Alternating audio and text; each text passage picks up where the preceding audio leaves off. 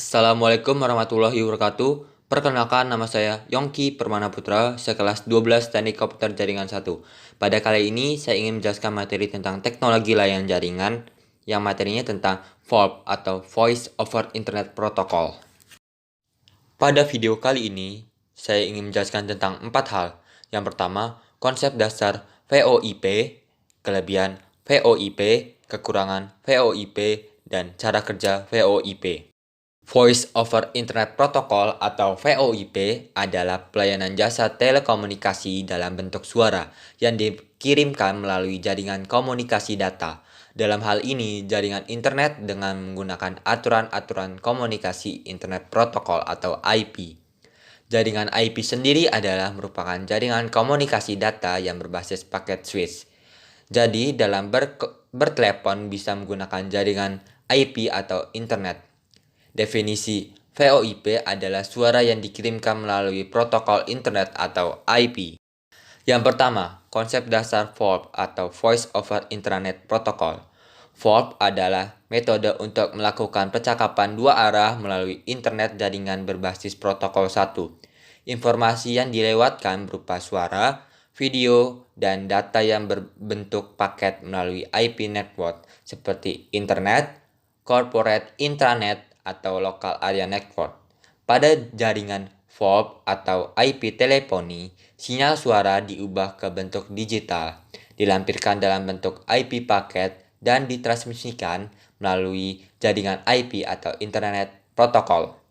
Dalam komunikasi VoIP, penggunaan melakukan hubungan telepon melalui personal komputer atau PC atau VoIP phone. Jadi, untuk menerima atau membuat panggilan, sederhananya adalah VoIP channel membutuhkan software khusus pada komputer atau menggunakan adapter komputer khusus.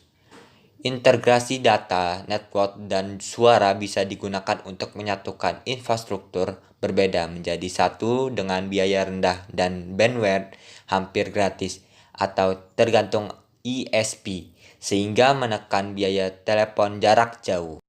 Yang kedua, kelebihan VoIP.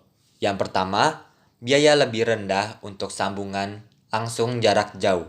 Yang kedua, penggunaan bandwidth yang lebih kecil daripada telepon biasa.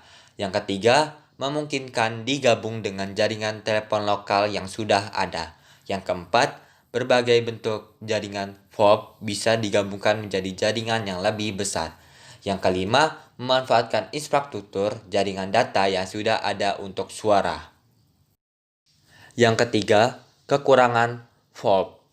Yang pertama, kualitas suara tidak sejernih jaringan PSTN. Yang kedua, ada jeda dalam berkomunikasi. Yang ketiga, regulasi terbatas. Yang keempat, berpotensi menyebabkan jaringan terhambat atau stuck.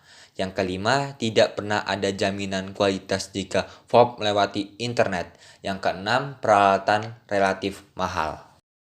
Dan yang terakhir, cara kerja VoIP. Yang pertama, VoIP akan mengubah suara analog yang didapat dari speaker komputer menjadi paket data digital.